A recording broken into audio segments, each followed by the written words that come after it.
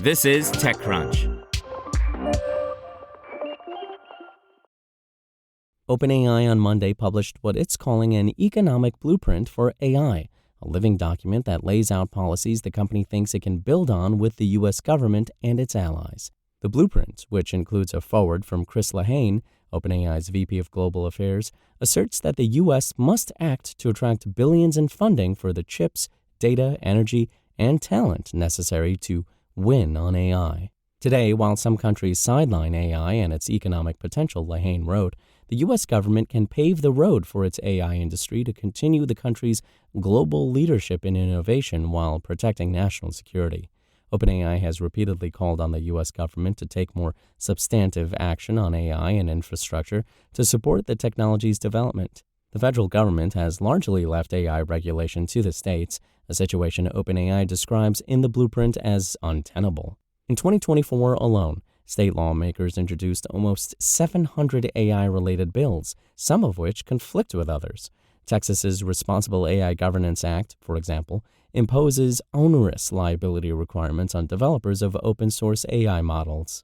OpenAI CEO Sam Altman has also criticized existing federal laws on the books, such as the CHIPS Act, which aimed to revitalize the U.S. semiconductor industry by attracting domestic investment from the world's top chip makers. In a recent interview with Bloomberg, Altman said that the CHIPS Act has not been as effective as any of us hoped, and that he thinks there's a real opportunity for the Trump administration to do something much better as a follow-on. The thing I really deeply agree with Trump on is it is wild how difficult it has become to build things in the United States, Altman said in the interview. Power plants, data centers, any of that kind of stuff. I understand how bureaucratic cruft builds up, but it's not helpful to the country in general. It's particularly not helpful when you think about what needs to happen for the U.S. to lead AI, and the U.S. really needs to lead AI. To fuel data centers necessary to develop and run AI, OpenAI's blueprint recommends dramatically increased federal spending on power and data transmission, and meaningful build-out of new energy sources like solar, wind farms, and nuclear. OpenAI, along with its AI rivals, has previously thrown its support behind nuclear power projects, arguing that they're needed to meet the electricity demands of next-generation server farms. Tech giants Meta and AWS have run into snags with their nuclear efforts, albeit for reasons that have nothing to do with nuclear power itself.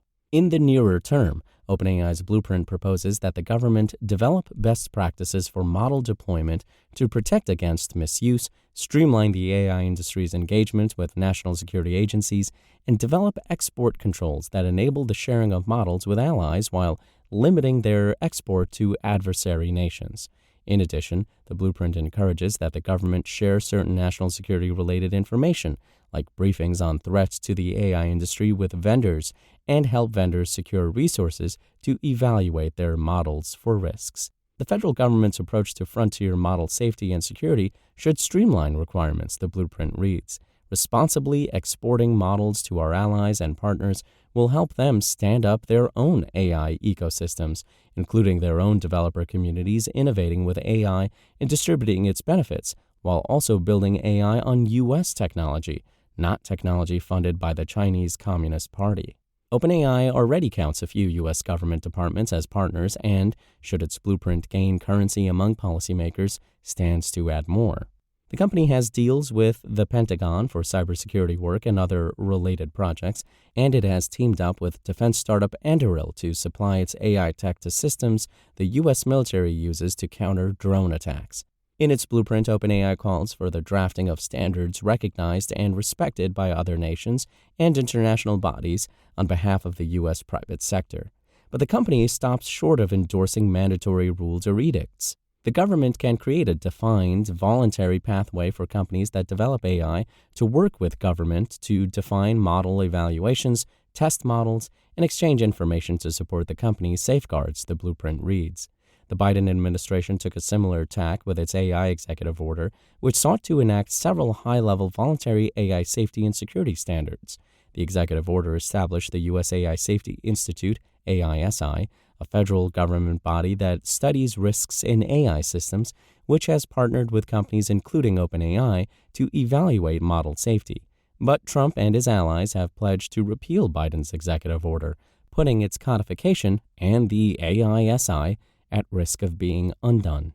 OpenAI's blueprint also addresses copyright as it relates to AI, a hot-button topic. The company makes the case that AI developers should be able to use publicly available information, including copyrighted content, to develop models. OpenAI, along with many other AI companies, trains models on public data from across the web. The company has licensing agreements in place with a number of platforms and publishers and offers limited ways for creators to opt out of its model development. But OpenAI has also said that it would be impossible to train AI models without using copyrighted materials, and a number of creators have sued the company for allegedly training on their works without permission. Other actors, including developers in other countries, make no effort to respect or engage with the owners of IP rights, the blueprint reads. If the U.S. and like-minded nations don't address this imbalance through sensible measures that help advance AI for the long term, the same content will still be used for AI training elsewhere, but for the benefit of other economies.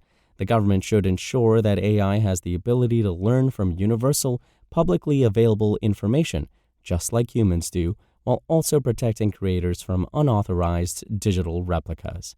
It remains to be seen which parts of OpenAI's blueprint, if any, influence legislation, but the proposals are a signal that OpenAI intends to remain a key player in the race for a unifying U.S. AI policy.